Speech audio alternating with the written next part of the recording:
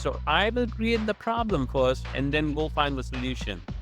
Some people noodle too much, overanalyze what it takes to scale. And I'd say, hey, you know what?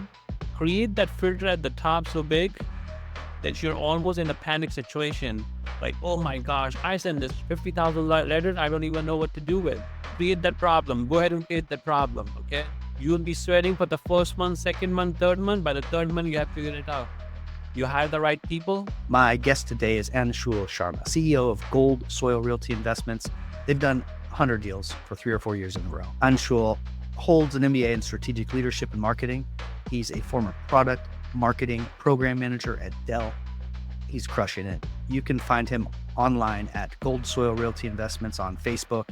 In this conversation, we talk about what it really takes to scale a business. We get into cold calling, some of the specific tactics around that, how to incentivize teams, and how to grow into something bigger than you think you can. Hey, if you can find somebody who has done calls for some other land investor, hey, steal them, whatever you need to do. Okay.